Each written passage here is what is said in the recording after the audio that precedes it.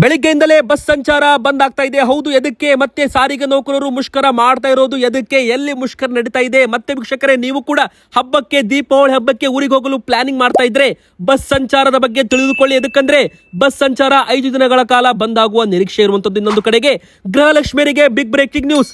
2,000 ರೂಪಾಯಿ ಹಣ ಜಮೆ, 2,000 ರೂಪಾಯಿ ಹಣ ಬಿಡುಗಡೆ. ಹೌದು, ದೊಡ್ಡ ಸಿಹಿ ಸುದ್ದಿ ಎಲ್ಲ ಗೃಹಲಕ್ಷ್ಮಿಯರಿಗೆ. 3 ತಿಂಗಳಿಂದ ಹಣ ಬಂದಿಲ್ಲ ಅಂದವರು ವಿಡಿಯೋನ ಕೊನೆ ತನಕ ನೋಡ್ಲೇಬೇಕು. ಯಾವಾಗ ಹಣ ಬರುತ್ತೆ ಇಂಥವರಿಗೆ ಅದು ಕೂಡ ನೋಡೋಣ. ಇನ್ನೊಂದು ಕಡೆಗೆ ಅನ್ನಭಾಗ್ಯ ಫಲಾನುಭವಿಗಳಿಗೆ ಬಂಪರ್ ಸಿಹಿ ಸುದ್ದಿ.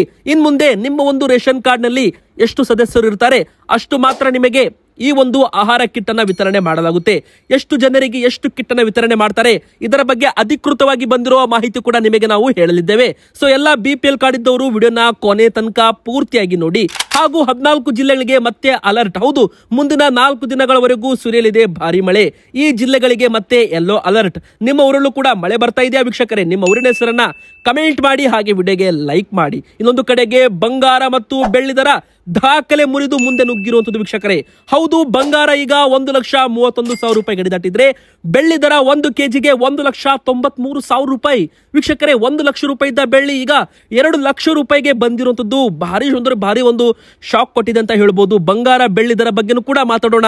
ಹಾಗೆ ಈಗ ಮೊದಲು ರಾಜ್ಯ ಸರ್ಕಾರದಿಂದ ಬಂದಿರುವ ಒಂದು ಮಾಹಿತಿ, ಹಾಗೆ ರೇಷನ್ ಕಾರ್ಡ್ ಬಗ್ಗೆ, ಗೃಹಲಕ್ಷ್ಮಿ ಯೋಜನೆ ಬಗ್ಗೆ ಪ್ರತಿಯೊಂದು ಕೂಡ ವಿಡಿಯೋದಲ್ಲಿ ಡೀಟೇಲ್ ಆಗಿ ನಾವು ಇಲ್ಲಿ ಮಾಹಿತಿ ಕೊಟ್ಟಿದ್ದೇವೆ.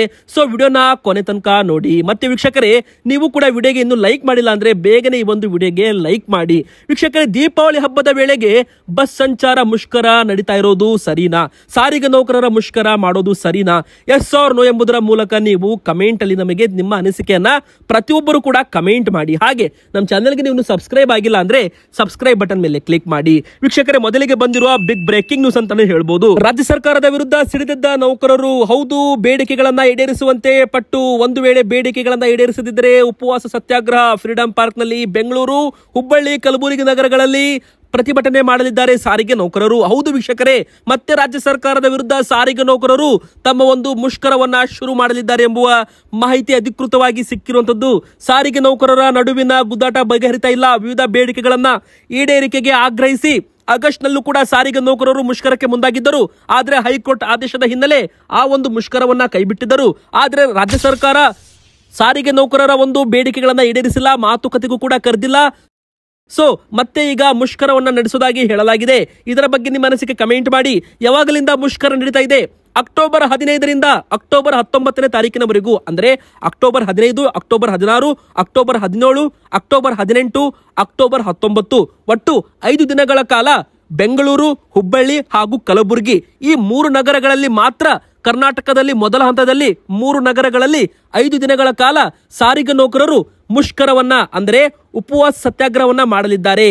ಮತ್ತೆ ಇಲ್ಲಿ ಸಾರಿಗೆ ನೌಕರರು ಬೆಂಗಳೂರಿನ ಫ್ರೀಡಂ ಪಾರ್ಕ್ ನಲ್ಲಿ ಪ್ರತಿಭಟನೆ ಕೂಡ ಮಾಡಲಿದ್ದಾರೆ ಅಂತ ಹೇಳಲಾಗಿದೆ ವೀಕ್ಷಕರೇ. ಇದರ ಬೆನ್ನಲ್ಲೇ ಸಾರಿಗೆ ನೌಕರರಿಗೆ KSRTC ಶಾಕ್ ಕೊಟ್ಟಿದೆ. ಸಾರಿಗೆ ನೌಕರರ ರಜೆ ಕ್ಯಾನ್ಸಲ್, ಡ್ಯೂಟಿಗೆ ಹಾಜರಾಗುವಂತೆ ಹೇಳಿಕೆ. ಹೌದು, 5 ದಿನಗಳವರೆಗೂ ಸಾರಿಗೆ ನೌಕರರ ಉಪವಾಸ ಸತ್ಯಾಗ್ರಹ ಹಿನ್ನೆಲೆ ಸಾರಿಗೆ ನೌಕರರಿಗೆ ರಜೆ ರದ್ದು ಮಾಡಲಾಗಿದೆ. ಅಕ್ಟೋಬರ್ 14ರಿಂದ 5 ದಿನಗಳ ಕಾಲ ಯಾವುದೇ ರೀತಿ ಸಾರಿಗೆ ನೌಕರರು ರಜೆ ತೆಗೆದುಕೊಳ್ಳುವಂತಿಲ್ಲ ಅಂತ KSRTC ಹೇಳಿದೆ. ಆದ್ರೆ ಮುಂದೆ ಬರೋ ದಿನಗಳಲ್ಲಿ ಕಾದು ನೋಡಬೇಕು ಏನಾಗುತ್ತೆ ಅಂತ. ಬನ್ನಿ ವೀಕ್ಷಕರೇ, ಈಗ ಇನ್ನೊಂದು ದೊಡ್ಡ ಬ್ರೇಕಿಂಗ್ ನ್ಯೂಸ್ ಕೂಡ ಬರ್ತಾ ಇದೆ.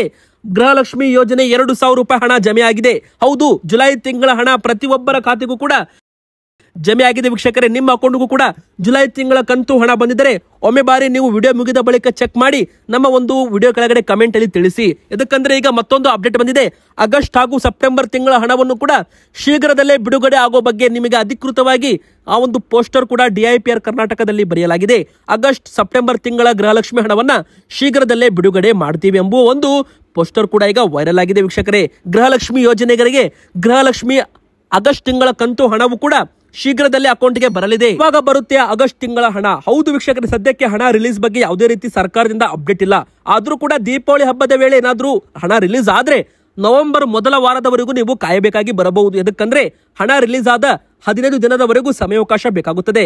ಕೇಂದ್ರ ಸರ್ಕಾರದ ನಿಯಮ ಪ್ರಕಾರ ತಾಲೂಕ್ ಪಂಚಾಯತ್, ಜಿಲ್ಲಾ ಪಂಚಾಯತ್ ಹಾಸಿ ನಿಮ್ಮ ಅಕೌಂಟ್ಗೆ ಹಣ ಬರಬೇಕಂದ್ರೆ 15 ಅಂದ್ರೆ 2 ವಾರಗಳ ಕಾಲ ಸಮಯಾವಕಾಶ ಬೇಕಾಗುತ್ತದೆ. ದೀಪಾವಳಿ ಹಬ್ಬಕ್ಕೆ ಏನಾದ್ರೂ ಆಗಸ್ಟ್ ತಿಂಗಳ ಹಣ ರಿಲೀಸ್ ಆದ್ರೆ ಆ ಒಂದು ಹಣ ನವೆಂಬರ್ ಮೊದಲ ವಾರದವರೆಗೂ ಗೃಹಲಕ್ಷ್ಮಿಯರ ಖಾತೆಗೆ ಜಮೆ ಆಗುತ್ತೆ. ಜುಲೈ ತಿಂಗಳ 2,000 ರೂಪಾಯಿ ಈ ಒಂದು ಕಂತು ನಿಮಗೆ ಬಂದಿದ್ರೆ ಈಗ ನೆಕ್ಸ್ಟ್ ಆಗಸ್ಟ್ ತಿಂಗಳ ಕಂತು ನಿಮಗೆ ನವೆಂಬರ್ ಮೊದಲ ವಾರದಲ್ಲಿ ಬರುವ ನಿರೀಕ್ಷೆ ಇದೆ ವೀಕ್ಷಕರೇ. 4,000 ರೂಪಾಯಿ ಹಣ ಜಮೆ ಬಗ್ಗೆ ಇದು ಅಪ್ಡೇಟ್ ಆಗಿತ್ತು. ಇನ್ನು 3 ತಿಂಗಳಿಂದ ಯಾರಿಗೆಲ್ಲ ಹಣ ಬಂದಿಲ್ಲ ನೋಡಿ, ನಿಮ್ಮ ಬ್ಯಾಂಕ್ ಖಾತೆಗೆ ನಿಮ್ಮ ಆಧಾರ್ KYC ಆಗಿದೆಯೋ ಇಲ್ಲವೋ ಎಂಬುದನ್ನ ಚೆಕ್ ಮಾಡ್ಕೊಳ್ಳಿ. ಎದಕ್ಕಂದ್ರೆ KYC ಆಗದೇ ಇರುವ ಮತ್ತು ಸರ್ವರ್ ಪ್ರಾಬ್ಲಮ್ ಇರೋದ್ರಿಂದ ಈ ಒಂದು ಗೃಹಲಕ್ಷ್ಮಿ ಯೋಜನೆ ಹಣ ಕೆಲವೊಬ್ಬರಿಗೆ ಜಮೆ ಆಗ್ತಾ ಇಲ್ಲ. ನಿಮ್ಮ ಬ್ಯಾಂಕ್ಗೆ ನಿಮ್ಮ ಒಂದು KYC ಆಗಿದೆಯೋ ಇಲ್ಲೋ ಎಂಬುದನ್ನ ಚೆಕ್ ಮಾಡ್ಕೊಳ್ಳಿ ಒಮ್ಮೆ ಬಾರಿ. ಬನ್ನಿ ವೀಕ್ಷಕರಿಗೆ ದೊಡ್ಡ ಬ್ರೇಕಿಂಗ್ ನ್ಯೂಸ್ ಬರ್ತಾ ಇದೆ. ಅನ್ನಭಾಗ್ಯ ಫಲಾನುಭವಿಗಳಿಗೆ 5 kg ಅಕ್ಕಿ ಮತ್ತೆ 5 kg ಅಕ್ಕಿ ಬದಲಾಗಿ ಇಂದಿರಾ ಆಹಾರ ಕಿಟ್ ಅನ್ನ ವಿತರಣೆ ಮಾಡಲಾಗುತ್ತೆ ವೀಕ್ಷಕರೇ. ಹೌದು, ಇನ್ ಮುಂದೆ ಅನ್ನಭಾಗ್ಯ ಅಕ್ಕಿ ಯೋಜನೆಯಲ್ಲಿ ಭಾರಿ ಬದಲಾವಣೆಯನ್ನ ಮಾಡಲಾಗುತ್ತೆ. 10 kg ಅಕ್ಕಿ ಸಿಗೋದಿಲ್ಲ. ಇನ್ ಮುಂದೆ ಪ್ರತಿ ವ್ಯಕ್ತಿಗೆ 5 kg ಅಕ್ಕಿ ಮಾತ್ರ ಸಿಗುತ್ತೆ. 5 kg ಅಕ್ಕಿ ಬದಲಾಗಿ ಇಲ್ಲಿ ರಾಜ್ಯ ಸರ್ಕಾರದಿಂದ ಇಂದಿರಾ ಆಹಾರ ಕಿಟ್ ಅನ್ನ ವಿತರಣೆ ಮಾಡಲಾಗುತ್ತೆ ಅಂತ ಅಧಿಕೃತವಾಗಿ ಘೋಷಣೆಯನ್ನ ಮಾಡಲಾಗಿದೆ. ಮುಂದಿನ ತಿಂಗಳಿಂದಲೇ ಎಲ್ಲಾ ಪಡಿತರ ಚೀಟಿಗಾರರಿಗೂ ಕೂಡ ಅಡುಗೆ ಎಣ್ಣೆ, ಉಪ್ಪು, ಸಕ್ಕರೆ, ತೊಗರಿಬೇಳೆ, ಹಸಿರು ಕಾಳು ಈ ತರ 5 ಪದಾರ್ಥಗಳನ್ನೊಳಗೊಂಡ ಪೌಷ್ಟಿಕ ಆಹಾರ ಕಿಟ್ ಅನ್ನ, ಇಂದಿರಾ ಆಹಾರ ಕಿಟ್ ಅನ್ನ BPL ಪಡಿತರ ಚೀಟಿ ಹಾಗೂ ಅಂತ್ಯೋದಯ ಪಡಿತರ ಚೀಟಿಗಾರರಿಗೆ ವಿತರಣೆ ಮಾಡಲಾಗುತ್ತೆ. ಈಗಾಗಲೇ DK ಶಿವಕುಮಾರ್ ಸರ್ ಅವರು ಕೂಡ ಇದರ ಬಗ್ಗೆ ಟ್ವೀಟ್ ಮಾಡಿದ್ದಾರೆ, ನೋಡಬಹುದು. ಮತ್ತೆ ಇಲ್ಲಿ ಇದನ್ನ 3 ಭಾಗದಲ್ಲಿ ವಿಂಗಡಿಸಲಾಗಿದೆ. ಹೌದು ವೀಕ್ಷಕರೇ, ಈಗ ನಿಮ್ಮ ಒಂದು ಕುಟುಂಬದಲ್ಲಿ ಒಬ್ಬರು ಅಥವಾ ಇಬ್ಬರು ಇದ್ದರೆ ಅಂತ ಕುಟುಂಬಕ್ಕೆ 5 kg ಅಕ್ಕಿ ಪ್ರತಿಯೊಬ್ಬರಿಗೂ ಸಿಗುತ್ತೆ. ಇನ್ನು 5 kg ಅಕ್ಕಿ ಬದಲಾಗಿ ತಲಾ ಅರ್ಧ kg ಅಂತೆ 2.5 kg ಕಿಟ್ ಅನ್ನ ವಿತರಣೆ ಮಾಡಲಾಗುತ್ತೆ. 3 ಅಥವಾ 4 ಜನರು ನಿಮ್ಮ ಒಂದು ಕುಟುಂಬದಲ್ಲಿ ಇದ್ದರೆ, ನಿಮ್ಮ ಕಾರ್ಡಲ್ಲಿ ಹೆಸರಿದ್ದರೆ ಅಂತ ಕುಟುಂಬಕ್ಕೆ ತಲಾ 1 kg ಅಂತೆ 5 kg ಇಂದಿರಾ ಕಿಟ್ ಅನ್ನ ವಿತರಣೆ ಮಾಡಲಾಗುತ್ತೆ. ಈ 5 kg ಅಂದ್ರೆ 1 kg ಅಡುಗೆ ಎಣ್ಣೆ, 1 kg ಉಪ್ಪು, 1 kg ಸಕ್ಕರೆ, 1 kg ತೊಗರಿಬೇಳೆ, 1 kg ಹಸಿರು ಕಾಳು. ಅದೇ ತರ ನಿಮ್ಮ ಕುಟುಂಬದಲ್ಲಿ 5 ಅಥವಾ 5ಕ್ಕಿಂತ ಹೆಚ್ಚು ಜನರು ಇದ್ದರೆ ಪ್ರತಿಯೊಬ್ಬರಿಗೂ ಕೂಡ 5 kg ಅಕ್ಕಿ ಅಂತೂ ಸಿಗುತ್ತೆ.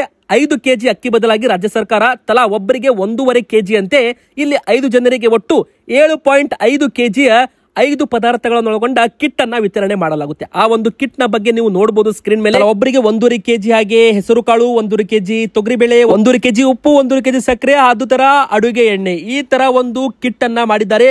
7.5 kg ಒಂದು ಕಿಟ್ ಅನ್ನ ಇಲ್ಲಿ 5ಕ್ಕಿಂತ ಹೆಚ್ಚು ಜನರು ಇರುವ ಕುಟುಂಬಕ್ಕೆ ಇಲ್ಲಿ ಇಂದಿರಾ ಕಿಟ್ ಅನ್ನ ವಿತರಣೆ ಮಾಡಲಾಗುತ್ತೆ ವೀಕ್ಷಕರೇ. ಅಂದ್ರೆ ಇದರ ಅರ್ಥ ಇಬ್ಬರು ಜನರಿದ್ರೆ ಅರ್ಧ kg ಹಾಗೆ 2.5 kg ಕಿಟ್ ಅನ್ನ ವಿತರಣೆ ಮಾಡಲಾಗುತ್ತೆ. ವೀಕ್ಷಕರೇ ಬನ್ನಿ, ಈಗ ಇನ್ನೊಂದು ದೊಡ್ಡ ಬ್ರೇಕಿಂಗ್ ನ್ಯೂಸ್ ಬರ್ತಾ ಇದೆ. ಮತ್ತೆ ನಮ್ಮ ಕರ್ನಾಟಕದಲ್ಲಿ ಮಳೆ ಸುರಿಯಲಿದೆ. ಹೌದು, ದಕ್ಷಿಣ ಕರ್ನಾಟಕ ಸೇರಿದಂತೆ ದಕ್ಷಿಣ ಭಾರತ ರಾಜ್ಯಗಳಲ್ಲಿ 4 ದಿನ ಭಾರಿ ಮಳೆ ಆಗಲಿದೆ ಅಂತ ಹವಾಮಾನ ಇಲಾಖೆ ಇಲ್ಲಿ ಮಾಹಿತಿಯನ್ನ ಕೊಟ್ಟಿರುವಂತದ್ದು ವೀಕ್ಷಕರೇ. ಯಾವ ಜಿಲ್ಲೆಗಳಲ್ಲಿ ಹೆಚ್ಚು ಮಳೆ ಆಗುತ್ತೆ, ನಿಮ್ಮ ಊರಲ್ಲೂ ಕೂಡ ಮಳೆ ಬರ್ತಾ ಇದ್ರೆ ನಿಮ್ಮ ಊರಿನ ಹೆಸರನ್ನ ಕಮೆಂಟ್ ಮಾಡಿ. ಕೊಡಗು, ಚಿಕ್ಕಮಗಳೂರು, ಹಾಸನ, ಮೈಸೂರು, ಚಾಮರಾಜನಗರ ಜಿಲ್ಲೆಗಳಲ್ಲಿ ಗುಡುಗು ಸಹಿತ ಮಳೆ ಆಗಲಿದೆ ಅಂತ ಇಲ್ಲಿ ಹವಾಮಾನ ಇಲಾಖೆ ಹೇಳಿರುವಂತದ್ದು. ಇನ್ನು ಬೆಂಗಳೂರು ನಗರ, ಗ್ರಾಮಾಂತರ, ಚಿಕ್ಕಬಳ್ಳಾಪುರ, ಮಂಡ್ಯ, ರಾಮನಗರ, ತುಮಕೂರು, ವಿಜಯನಗರ, ಕೋಲಾರ, ಚಿತ್ರದುರ್ಗ, ದಾವಣಗೆರೆ, ಕಲಬುರಗಿ, ಯಾದಗಿರಿ, ರಾಯಚೂರು, ಉತ್ತರ ಕನ್ನಡ, ದಕ್ಷಿಣ ಕನ್ನಡ, ಉಡುಪಿ, ಶಿವಮೊಗ್ಗ, ಬಳ್ಳಾರಿ ಜಿಲ್ಲೆಗಳಲ್ಲಿ ಸಾಧಾರಣ ಮಳೆ ಆಗಲಿದೆ.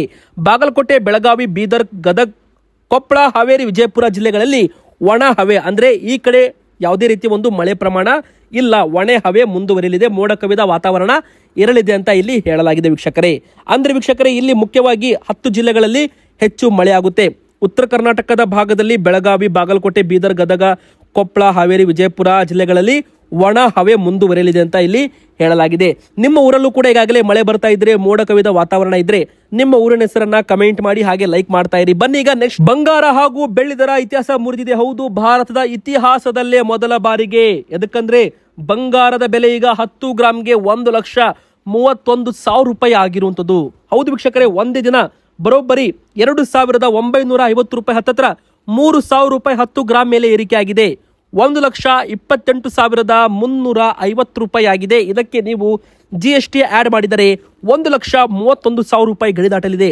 10 ಗ್ರಾಮ್ 24 ಕ್ಯಾರೆಟ್ ಚಿನ್ನ ಇತಿಹಾಸ ಮುರಿದಿದೆ ಅಂತಾನೆ ಹೇಳ್ಬೋದು. ಭಾರತದ ಇತಿಹಾಸದಲ್ಲೇ 1,31,000 ರೂಪಾಯಿ ಬಂಗಾರ ಆಗಿದ್ದಿಲ್ಲ. ಈಗ ಬೆಳ್ಳಿ ದರವು ಕೂಡ 1 kgಗೆ ಬರೋಬ್ಬರಿ ಒಂದೇ ದಿನ 8,600 ರೂಪಾಯಿ ಏರಿಕೆ ಆಗಿದ್ದು 1,93,600 ರೂಪಾಯಿ ಆಗಿದೆ. ಹತ್ತತ್ರ ಬೆಳ್ಳಿ ದರ 1 ಲಕ್ಷ ರೂಪಾಯಿ ಇದ್ದದ್ದು 2 ಲಕ್ಷ ರೂಪಾಯಿ ಗಡಿಗೆ ಬಂದಿದೆ 1 kgಗೆ. ಈಗ 1,93,600 ರೂಪಾಯಿ ಆಗಿರುವಂತದ್ದು ಬೆಳ್ಳಿ ದರ 1 kgಗೆ ಬೆಂಗಳೂರಿನಲ್ಲಿ. ಇದು ಬೆಳ್ಳಿ ದರವು ಕೂಡ ಭಾರತದಲ್ಲೇ ಇತಿಹಾಸದಲ್ಲೇ ಮೊದಲ ಬಾರಿಗೆ ಅಂತಾನೆ ಹೇಳ್ಬಹುದು. ವೀಕ್ಷಕರು, ಇದರ ಬಗ್ಗೆ ನಿಮ್ಮ ಅನಿಸಿಕೆ ಏನೆಂಬುದನ್ನ ನೀವು ಕಮೆಂಟ್ ಮಾಡಿ ತಿಳಿಸಿ. ಅದೇ ತರ ಈಗ ಒಂದು ದೊಡ್ಡ ಬ್ರೇಕಿಂಗ್ ನ್ಯೂಸ್. ಮೆದುಳು ತಿನ್ನುವ ಅಮೀಬಾ ಸೋಂಕು ಕೇರಳದಲ್ಲಿ ಪತ್ತೆಯಾಗಿದ್ದು 20ಕ್ಕಿಂತ ಹೆಚ್ಚು ಜನರು ಸಾವನ್ನಪ್ಪಿದ್ದಾರೆ ಎಂಬುವ ದೊಡ್ಡ ಸುದ್ದಿ ಒಂದು ಬ್ರೇಕಿಂಗ್ ನ್ಯೂಸ್ ಅಲ್ಲಿ ವೈರಲ್ ಆಗಿದೆ. ಹೌದು, ನಮ್ಮ ಕರ್ನಾಟಕದ ನೆರೆ ರಾಜ್ಯವಾದ ಕೇರಳದಲ್ಲಿ ಮೆದುಳು ತಿನ್ನುವ ಅಮೀಬಾ ಸೋಂಕು ಪತ್ತೆಯಾಗಿದ್ದು 20 ಜನರು ಸಾವನ್ನಪ್ಪಿರೋ ಬಗ್ಗೆ ದೊಡ್ಡ ಒಂದು ಶಾಕಿಂಗ್ ನ್ಯೂಸ್ ಅಂತಾನೆ ಹೇಳ್ಬಹುದು ವೀಕ್ಷಕರೇ. ಮಿದುಳನ್ನೇ ತಿಂದು ಹಾಕುವ ಅಮೀಬಾ ಸೋಂಕಿಗೆ 23 ಜನರು ಬಲಿಯಾಗಿರಬಹುದು ಅಂತ ಇಲ್ಲಿ ಹೇಳಲಾಗಿದೆ. ಹೌದು, ತಿರುವನಂತಪುರಂ ಹಾಗೂ ಕೊಲ್ಲಂ ಜಿಲ್ಲೆಗಳಲ್ಲಿ ಅತಿ ಹೆಚ್ಚು ಮೆದುಳು ಜ್ವರದ ಪ್ರಕರಣಗಳು ದಾಖಲಾಗಿವೆ. ಕಲ್ಲಿಕೋಟೆ, ಮಲ್ಪುರಂನಲ್ಲೂ ಕೂಡ ಪ್ರಕರಣಗಳು ಏರಿಕೆ ಆಗ್ತಾ ಇದ್ದಾವೆ. ನೆರೆ ರಾಜ್ಯವಾದ ಕರ್ನಾಟಕದಲ್ಲೂ ಕೂಡ ಅಲರ್ಟ್ ಆಗುವುದು ತುಂಬಾನೇ ಇಂಪಾರ್ಟೆಂಟ್ ಅಂತ ಇಲ್ಲಿ ಹೇಳ್ಬೋದು. ಇದು ಕೇರಳದಲ್ಲಿ ಮೆದುಳು ತಿನ್ನುವ ಅಮೀಬಾ ಸೋಂಕು ದಿನೇ ದಿನೇ ಹೆಚ್ಚಾಗ್ತಾ ಇದೆ ಅಂತಾನೂ ಕೂಡ ಹೇಳಲಾಗಿದೆ. 104 ಜನರಲ್ಲಿ ಒಂದು ಸೋಂಕು ಪತ್ತೆಯಾಗಿದೆ. 23 ರೋಗಿಗಳು ಮೃತಪಟ್ಟಿದ್ದಾರೆ ಅಂತ ಆರೋಗ್ಯ ಸಚಿವೆ ವೀಣಾ ಜಾರ್ಜ್ ಅವರು ತಿಳಿಸಿದ್ದಾರೆ. ಇದರ ಬಗ್ಗೆನೂ ಕೂಡ ನಿಮ್ಮ ಅನಿಸಿಕೆ ಕಮೆಂಟ್ ಮಾಡಿ. ಹಾಗೆ ವಿಡಿಯೋ ಇಷ್ಟ ಆದರೆ ವಿಡಿಯೋಗೆ ಲೈಕ್ ಮಾಡಿ, ನಮ್ಮ ಚಾನೆಲ್ಗೆ ಸಬ್ಸ್ಕ್ರೈಬ್ ಆಗಿ, ಹಾಗೆ ವೀಕ್ಷಕರೇ ಬೆಲ್ ಐಕಾನ್ ಕೂಡ ಒತ್ತಿ.